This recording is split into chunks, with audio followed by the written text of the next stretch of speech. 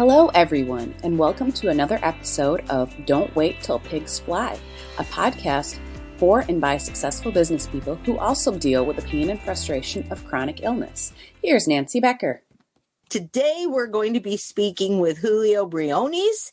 And Julio, welcome. I'm so happy to have you here. I know that you've got some wonderful things to share with us today. And first of all, I'd love for you to introduce yourself and tell us just a little bit about who you are. All right. Thank you, Nancy, so much for having me on. I really do appreciate this opportunity. As you said, my name is Julio Briones. I am actually the CEO of Briones Consulting Group, and what my company does is we help private home care businesses start up, grow, and break through plateaus. Okay, that's really interesting. I know that's probably home health care companies, so like people to come and take care of their elderly parents and those kinds of things. Yeah, but it's not really limited to that. That's one thing that's a big misconception in this industry. It's really not limited to just elderly people. It's also a lot of the clients that I work with, I actually teach them how to do this, to work with adults with developmental disabilities, to work with women who are having difficult pregnancies. You know, there's really a lot more to in-home care than just working with the elderly, even though that is probably about 70% of the clientele. It's really interesting. And I've got a million questions that come to mind because for both, I tried to deal with both my mother and my father who were in their 90s and who had dementia and had a horrible time finding any help with that. But I know there's also, myself included, have a lot of physical disabilities and can't do things for ourselves. And literally my husband had to quit his job so he could stay home and take care of me. And I know that the people who listen to this show all have similar circumstances because we all have some sort of a chronic issue, an autoimmune issue, and we might not be able to do everything for ourselves that we could. So before we get into talking about business, I'm just out of curiosity, I'm going to ask you a couple of questions that I think we may like to know some answers to. And part of that is I am not old enough to receive Medicare or Medicaid. Right. And insurance, I went for 3 months where I was totally non-weight bearing. I could not do anything on my own. I couldn't, and my husband was still working at the time. And, you know, I couldn't get myself to the bathroom. I couldn't get myself a glass of water. I couldn't do anything.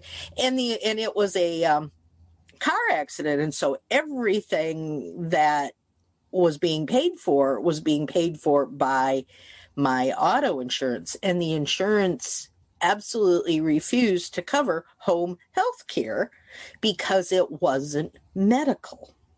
Getting me a glass of water was not considered medical. So they wouldn't cover it. You know, how does someone who insurance won't cover this, how do we afford to pay for you?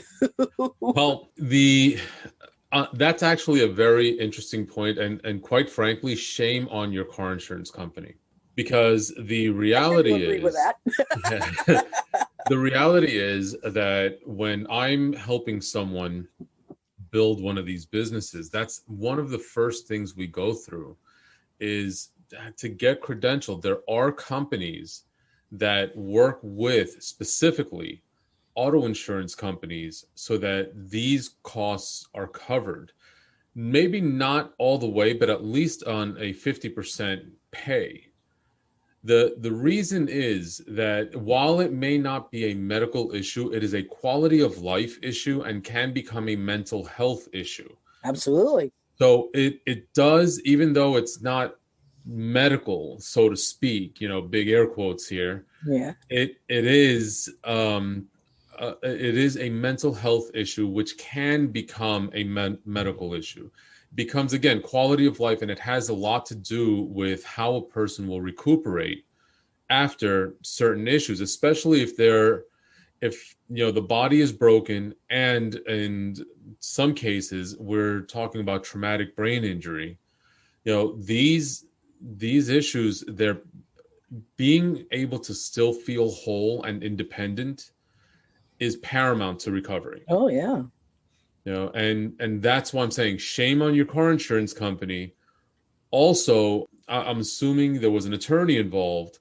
Shame on your personal injury attorney that did not fight for this harder, because many times, while as in part of the negotiation of damages, this can be added into the final thing, even if it is on a reimbursement basis.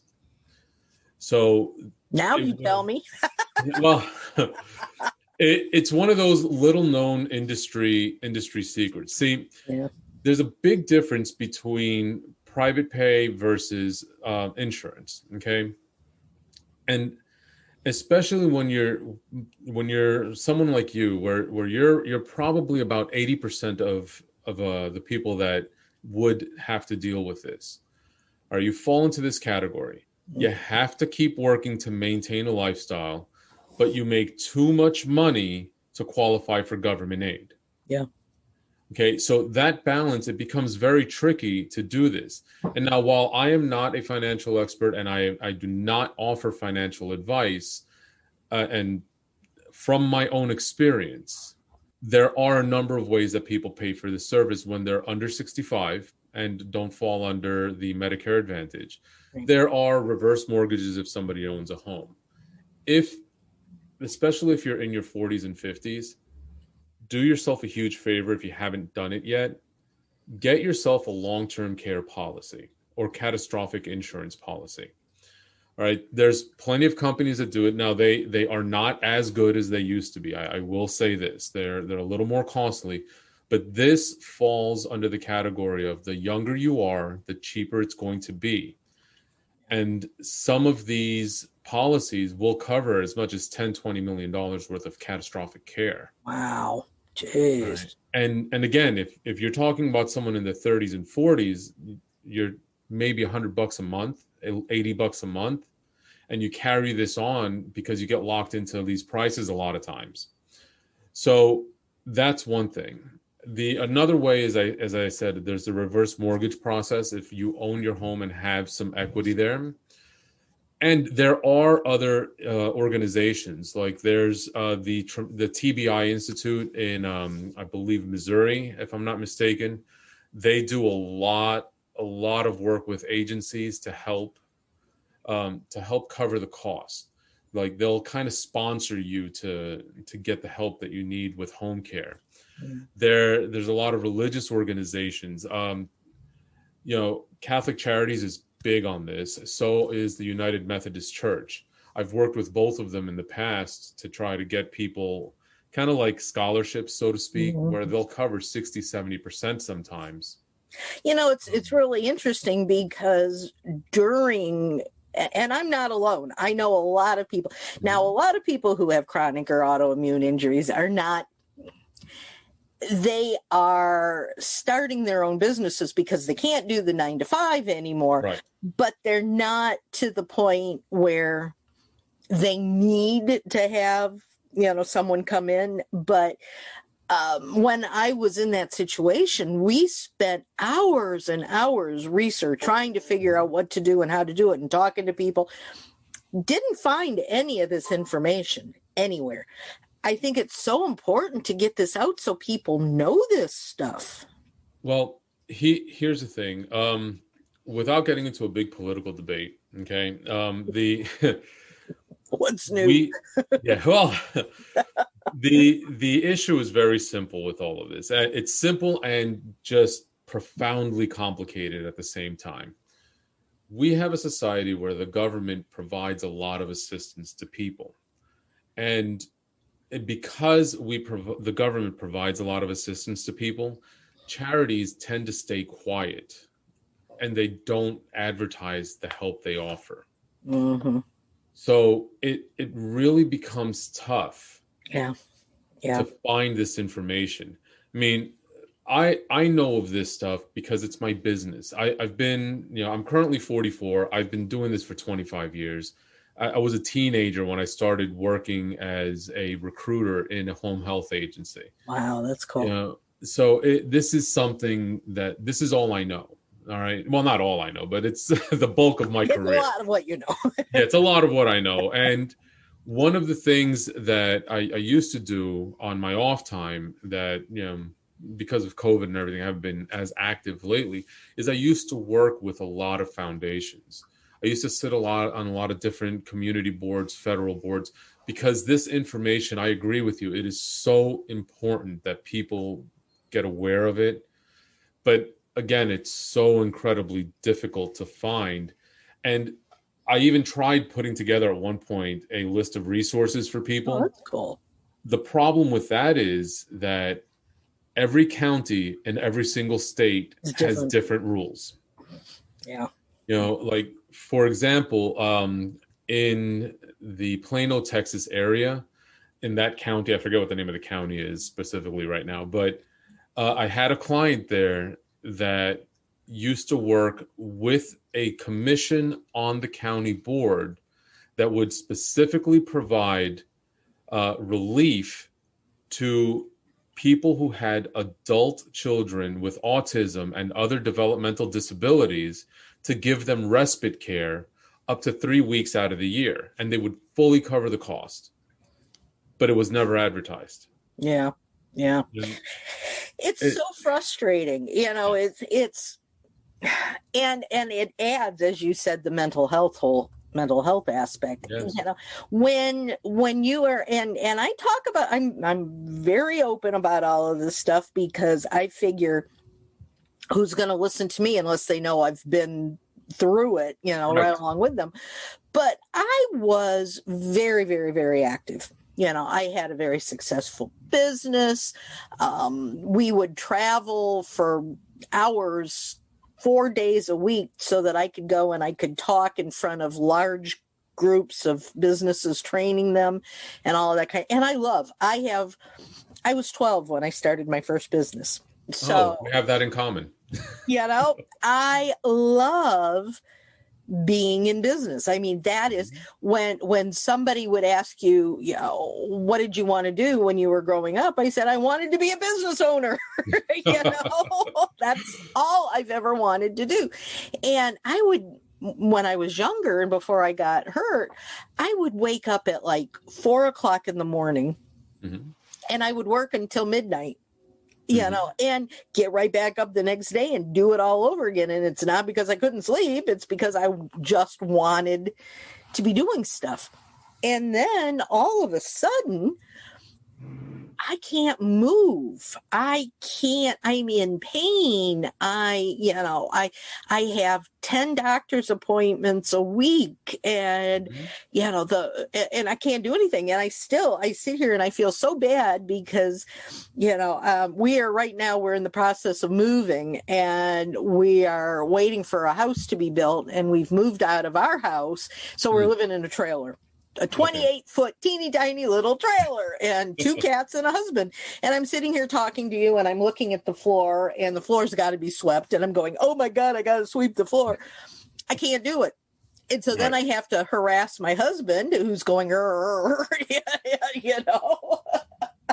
But it just the fact that I can't do something I used to be able to do just drives me up the wall. And I know that that's the same for other people. And if we knew that there was somebody out there that could help us, if I knew I could have somebody come in and sweep my floor for me, I would feel so much better, and I would be able to run my business better, because right now it's such a challenge to manage my everyday life that how the heck am I supposed to run my business the way I ran it before all of this happened? Well, see, that's actually one of the things my company specializes in, because I come from a background in, I said, healthcare. I've been doing this since I was very young, but throughout my career, I actually transitioned into systems development for franchise companies. So when I went independent, this was my focus. And it was one of the things that I got to tell you, I didn't like about the franchise is that they tried to put everybody in a box. Yeah. Okay. Yeah. And you can't do that. Your style of running a business is different than my style of running a business. Absolutely. So we still have to build parameters, that we're going to function in. But the individual method has changed slightly. As a business owner, one of the things that I have found with the people I work with is that they're looking for independence. And this is even more important when you have physical limitations or some sort of cognitive limitation, but you still need that financial independence. You still need that ability to move on. Mm-hmm. And that's where systems come into play. Absolutely. If you have everything, if I have in my office, I have currently 2 staff members, I can go away for 3 months and sleep peacefully, knowing that the things that need to be done on a daily basis will happen. They are also aware of what my expectations are, and that I have the ability to check on that these expectations are being met remotely. And again, this is where it all comes into play. Systems. One of the advantages of home care particularly is that there are many companies that have just phenomenal scheduling softwares out there that will allow this to happen. They'll let you manage your caregivers remotely. Notes have to be taken. Your sales meetings, and you have a full CRM integrated into these. And all of this allows a business owner. Like I have a gentleman who's a client of mine that's diabetic, just can't get it under control, and suffers from Parkinson's. So he just can't be at the office all the time. Yeah. What we've done is we've created a series of KPIs for him, just checklists and, data points, everything that needs to be done. He runs his meetings from Zoom and has a management team in place to make sure everything is running smoothly. And even when he's having a bad day, or if he has to go to the hospital for a few days because of a number of different health issues that he has, mm-hmm. he can do this. And when we started, he was about to close his business because he just couldn't make it function anymore. And that's really what it came down to. If you have the systems in place, we put everything together. I've been working with him almost 2 years now. His business is probably almost triple what it was when I first started with him, because everything is on autopilot. Yep. He only has to step in to put out major fires. He does maybe 2 or 3 live visits a month to his office, and everything else he runs it remotely and through Zoom. And that's what needs to happen. It doesn't matter if you're in retail. It doesn't matter if you're a consultant. It doesn't matter. I mean, as long as you are not physically required to do the work yourself, as long as you're running a service business, all you need to do is figure out what systems you need in place. Yeah. And that's the bottom line right there. Several things are beeping in my brain that I'm thinking about. I totally agree with you. And that's what I preach. It's all about the systems. Right. But there's a couple of issues with that. And these are women, for the most part, that I work with. They may have come from a corporate background, or they may, just be starting out in business or whatever. Systems first of all, sound really boring.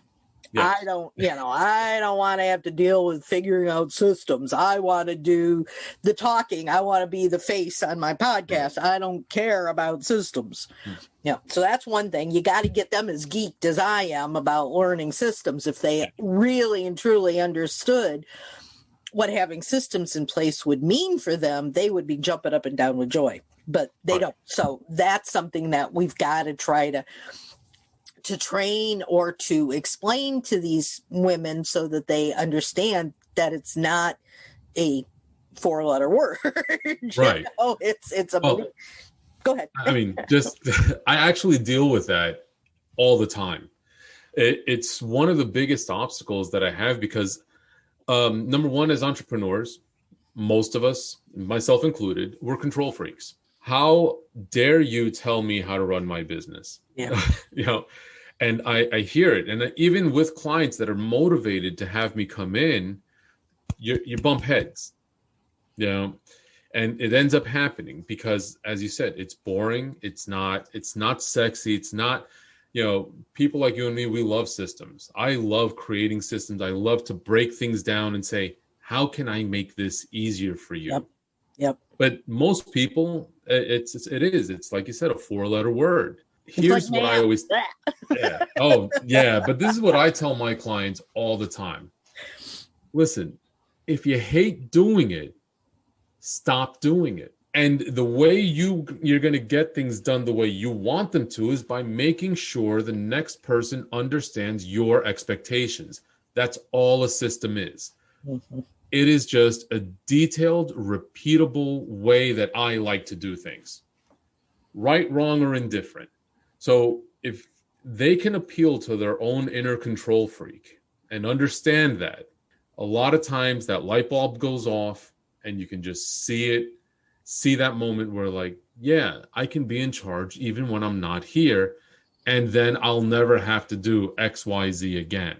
And that's it. That's all it comes down to. Yeah, that's incredible. And I'm getting goosebumps just listening to you. This is just so cool. But then the next thing that pops into my head that I hear repeatedly is, how much is this going to cost me?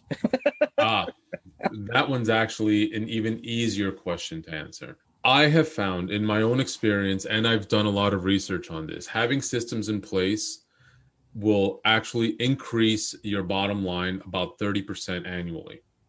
So having somebody come in to do the systems for you, if you don't want to take the time to do it yourself, is not a cost.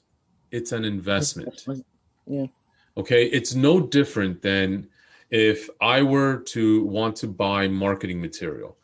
It is not an expense. I am not spending or throwing money away on pens and stuff that I'm giving away. What am I doing? I'm bringing in people for a training session. I am giving them materials with my phone number, website, and branding on it that they will take with them. They will share with other people, and that will come back to my pocket in the long run. It's the same thing with the system. You find a way. Look, it's like anything else. If I were to want to get my hair done, because I have so much of it, I will not sit there and go, oh my goodness, it's $20 for a haircut. I'm going to sit there and go, well, listen, I need to look presentable in order to keep my life running. That's $20 that will allow me to get in front of people to bring that money back to me. It's the same thing with consultants, with anything else. If you don't know how to do it, you need to find the person that does. And then it becomes an investment, because once that person teaches you, you have the knowledge and no one can ever take that from you. Yeah. Singing to the choir, because I understand exactly what you're saying. It's just, I'm thinking, all right, how do I take this podcast now and get it out to the most people so they can hear it and listen to it, because it's exactly what I tell people. But then the final question that I hear all the time is, I don't even know where to start. What would I do to even start thinking about systematizing something? Well, that it really comes down to whether you are trying to do it yourself or if you are trying to, have somebody come in and do it. I mean, shameless plug, if you're trying to do it for home care, go to brionesgroup.com. All right. And look me up. But if you're really looking to do it yourself, I'm going to tell you, unless you truly understand your own processes, do not try to do it yourself. Okay. Because understanding, one, you have to build a system, and then you have to understand how it meshes into the rest of your systems. Otherwise, you have just an unintelligible mishmash. Yep. Okay. Yep. So if you actually were brave enough to try it on your own, you have to start big. Take a 50,000 foot view of your business. What is my goal? Start there. Then we got to bring down, in order to achieve that goal, what are the major steps that I have to take? Then take those steps and bring it down further. What are the goals that need to be accomplished during those steps, and bring it down to the individual? What does each individual have to do individually and in unison to work back up to get the entire picture moving and to have a smoothly, independently running operation? Yeah. Once you have that, you can bring it down from 50,000 feet down to 5 inches, and then come back up. You have a system in place. There's another issue in there, though, that I think needs to be addressed. I mean, literally, you sound like my clone. You are saying everything that I say. So, I'm sitting here nodding my head. My head's about to fall off my shoulders because I'm agreeing with you so hard. But the other thing that, and we do it because we tend to try to create our own systems, or myself, my assistants and I.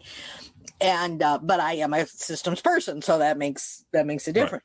Right. But even me, we'll create something and we'll get, oh boy, we've got this new system in place. It's great. Let's get it working now.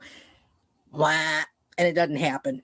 There's something doesn't go right, and we have to go back to the drawing board, and we figure out that what we've put together doesn't work with everything else. We didn't look at the whole picture. We looked at this one individual thing. It takes a lot of work in the beginning to create this program. And so people say, I'm not going to do it because it's taking 3 times longer than if I just do it manually. Sometimes. The problem with doing it manually, and again, I understand exactly where this comes from, and it's one major problem. When you do it manually, there's no checks or balance in place to make sure you're doing it the same way every time. Correct. So it's worth the extra effort. Let's play with it. Let's figure it out. Let's test. And that's one of the key elements that many people that are putting systems together, and I was guilty of this for a long time myself. You create a step and you don't test it. You just, okay, I'm just going to do the whole thing and then test it. No, you have to stop. For example, if I were to have a sales process for someone, because this is, especially in today in COVID's age, you need a sales system. So how am I going to do my outreach? Number one, I can't walk into places anymore. So that is problem. Let's take that 50,000 square foot view. So what are we going to do? We're going to use the tools available. Let's start doing that. Go to LinkedIn. We're going to go to Facebook. And now we're going to decide which avenue is ideal for us. So now if I want to take this responsibility off of my plate, I'm going to say individual XYZ. And this is how I try to look at things. I never try to put it in my own point of view. If I want you to do this, what do I need you to do? I need you to gather 50 leads per day. And of those 50 leads, I need you to contact 30 of them successfully. So at the end of every day, that's going to be step one. Let me test it. I will go to a person and say, here we go. This is what I require you to do. Is it feasible? Okay, 50. Wow, you actually managed to do all 30 contacts in 2 hours. Now we have the rest of the day. Great. You know what? I'm upping the limit. Or I'm going to say, hey, 50 was too much. You only achieved 30. Okay, great. I need you to do 30 and accomplish 15. And that tweaking process is what's going to give you the effective and workable system. Mm-hmm. It's just like depending on your own role in your company, it's going to depend also. Are you an owner manager or an owner operator? Because those are two very, very different levels of responsibility. I would never give somebody a pre-made sales system to an owner operator. It won't work. There's no possible way that it will work, because how are you going to run your business if you're trying to run a 40-hour sales process? Right. You're not. And these are a lot of the little nuances of systems development that people miss out on. Who's going to actually do the job? That's it. If you're doing it, you got to tailor it very differently than if you're going to hire someone to do it. And that's the other. I mean, there's a lot of missing elements in between, obviously, but these are the things that need to be taken into consideration and why systems fail. I did a training on this at one point on how to develop the policies and procedures for specifically to build your own systems, because that's really where it's got to start. And step number 1 is decide what's got to be done. Step number 2 is who's going to do it. That's it. If you don't understand those two pieces of it, you're never going to get the system to work. Yeah, no, totally. And then, of course, everything you say brings up other, right, questions that I hear people commenting on. And one of my big things is I say, if you truly want to be a successful business, with the IRS definition of business being that you have profit, not just generating revenues, but that you make enough to live comfortably on and have a profit to go back or whatever, that to me is what is a successful business. And if you really want to be a successful business, eventually you have got to be the manager, not the operator. Correct. I agree wholeheartedly. I rescued many home care agencies where I have walked in and seen that they're trying to handle 40 or 50 clients, and it's just an owner and a receptionist. Yeah. And how are you able to do? I need to maintain my margins, so I can't hire anyone. Yeah. If you need to maintain your margins, you must hire someone. That's it. And then once again, I'll go back to any service business. Yeah. If I don't care if you're a one-man show, like mosquito, you bought a Mosquito Joe's franchise and you're just a guy with the backpack spraying for mosquitoes. At some point, you can't spray, you can't set appointments, you can't make sales calls, you can't do it all yourself.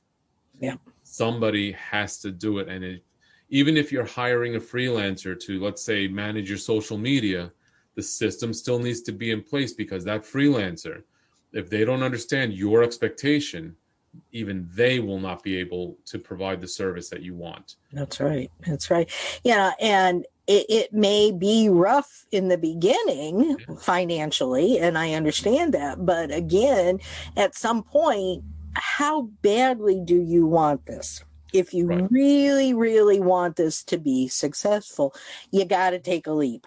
Yes. But I think you need to understand the processes, understand what you're needing to accomplish before you jump out and do it, because that can be a disaster too. Yes. Oh no. And that's where people like me come in. I do understand what needs to happen. And I also have enough experience and wisdom to understand that if I can't make you understand what needs to happen, then the relationship will never work. Mm-hmm. So I will, if you don't mind, give your viewers a couple of quick tips. Please do. Okay. Number 1, if you are starting out and money is an issue, barter. If you're an accountant and you need a consultant to help grow your business, by God, trade with them. I don't know anyone who will not be willing to do that. Yeah. Free accounting for free consulting, it's a win-win. Mm-hmm. Okay. Barter. Figure out what you're good at and find people that will need your services and will be willing to trade services in exchange. Now, use common sense with that. You are not going to be, let's say Henry the hairstylist, and you're not going to approach Microsoft and say, hey, I want 5 years free of, Office 365, I'll do your hair. No, let's be realistic. Find people that are on the same level as you. They're startup phase and they're good at what they do. You're good at what you do. Let's work together. That's one. Everything can be leveraged and negotiated. Mm-hmm. The other few tips is when you are looking for people to work with, okay, it doesn't hurt to ask. I could tell you, just for argument's sake, that, hey, I have a package that costs $3,000. Don't let that discourage you. My first question is going to be, can we do a payment plan? Mm-hmm. It may not. They may be open to it. Look, right now, especially, everybody's hurting for business. Yeah. The price may not change, but the payment options might. All right. The other thing is, do your due diligence. Everybody and their brother is claiming to be a coach and a consultant nowadays. I'm into that. It's actually a talk I did very recently for a Chamber of Commerce. Okay. The reality is this: experience matters, but the right kind of experience is invaluable. Okay. I am a business coach and consultant. Please don't ask me how to grow your mechanic shop. Okay. I've never been a mechanic. You want me to implement a home care agency in your hospital? I'm your guy. You want to open a home care agency? Hey, I got it all for you. The systems, the forms, the policies and procedures. I'm not the guy that's going to do your licensing for you, because that's not my specialty. Yeah. I'll refer you to people that do it. Okay. And that's where the big difference comes in. Experience matters, but that right kind of experience is invaluable. And please do your homework. Don't just say, oh, I saw this guy did a YouTube video. He might know what he's doing in auto mechanics, but his YouTube video was on how to write policies and procedures. I tell people all the time, listen, you're not going to ask your dentist to build your house. At this point, I might. I'm tired of waiting for my house to get built. Yeah. I'm actually going to be going through that same process next year because I'm relocating.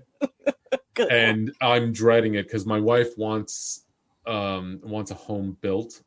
I'm just like, okay, no, sweetheart, let's just buy a house already done. You're smart. Yes, because I just dread that. But at the end of the day, those are the things that matter. Understand your own process.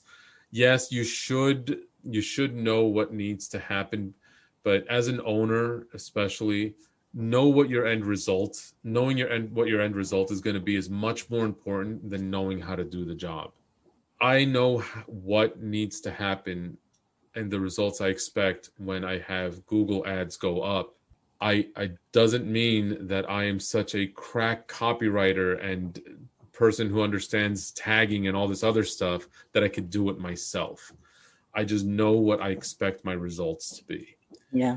That is sometimes more valuable. How do we, and I mean, this all is information that anybody in business, especially service-based businesses, need to understand and work from. Mm-hmm. Is there anything additional that those of us who have disabilities, who have chronic issues, who have TBIs, who are dealing with extra crap mm-hmm. on top of the business, right? Is there anything that we need to do differently or additionally? Yes, I do believe that people with limitations, okay, and these limitations aren't always physical. I mean, they could be something as simple as, hey, my kid got locked up, or or oh crap, my wife just told me she wants a divorce. Yeah, that all of that takes away.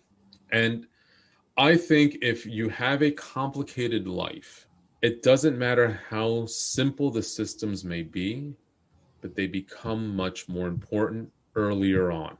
You know, you have to really figure out, and the more complicated your life is, the more you have to do this.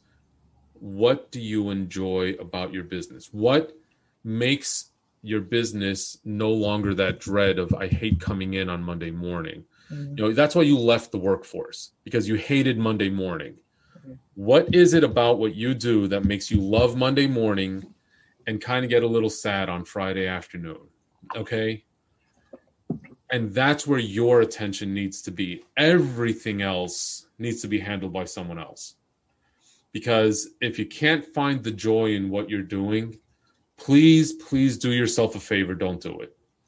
Okay. Especially with a complicated life. You're gonna fail. You're really, there's nothing that will ever make your business succeed, and it's going to make you more miserable, and it's going to make you hate what you're doing until you file bankruptcy. You know, so someone without these issues, you can muscle through that part of it, at least until your business gets on its feet. If not, if you have these limitations, you already have enough shit to deal with. I'm so sorry. No, that's fine. Go for it. Yeah, it's true. Yeah, you really do. You have enough to deal with. And, you know, if you're gonna sit there and stress all this small stuff, then it's just gonna make your life that much more complicated. Yeah. Remember, if you're ill, if you have cognitive issues, and I'm telling you this from a person, I mean, I'm a certified Alzheimer's trainer also. You know, I really understand the difficulties of cognitive and brain injury and all of this stuff. And I'm telling you, even if your complication is you have, like you mentioned before, parents with Alzheimer's, there's so much involved with all of this.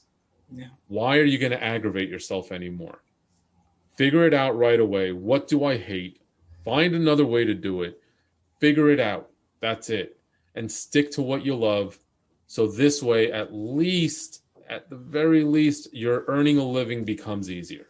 Yeah. I think that is an excellent place to stop. This is just, I could go on talking to you all day because it sounds like I'm listening to myself in a tape recorder. I love it, you know, but I think it is such valuable information that we need to hear. And thank you. I don't know enough how to say thank you. I am so pleased that we were able to connect and talk, and that I've been able to pull this wonderful information from you for everybody to hear. Is there anything that we haven't talked about that you have this urgency to share? Honestly, you know, if anyone, you know, again, if you don't mind, I actually do a live Q&A on my YouTube channel every Wednesday. Oh, cool. So if somebody wants some information on home care businesses or whatever, my show is called The Morning Meeting. You know, it's on YouTube. Just if they could type in my name and actually find it. So, wonderful. Yeah. That's great. I will be watching. That's super. Listen, thank you, Julio, so much. I really appreciate it. Everybody listening, you know, this was really, to coin a phrase that you've never heard before, pearls of wisdom. These were just absolutely wonderful tips and strategies that you need to listen to. It's so hard for us to juggle families and friends and business and all the crap that we deal with on a regular daily basis, the aches and pains and the I'm just so tired and what was that I was supposed to do? Yeah, we've got all of those issues going on. How the heck do you run a business? Well, you listen to Julio and you got a little bit of it covered. So hopefully you took some notes today. Jump on his YouTube live and ask questions if you've got any. And I'm sure that we will be talking again soon. Thank you. This show airs on Thursday evenings at 5 p.m. Eastern. If you have any suggestions for anybody else, or if you would like a specific topic covered, let me know and we'll see if we can't get to it. And until next time, everybody, get out there, be productive, and soar higher. Take care, y'all, and we'll talk again soon. Bye-bye.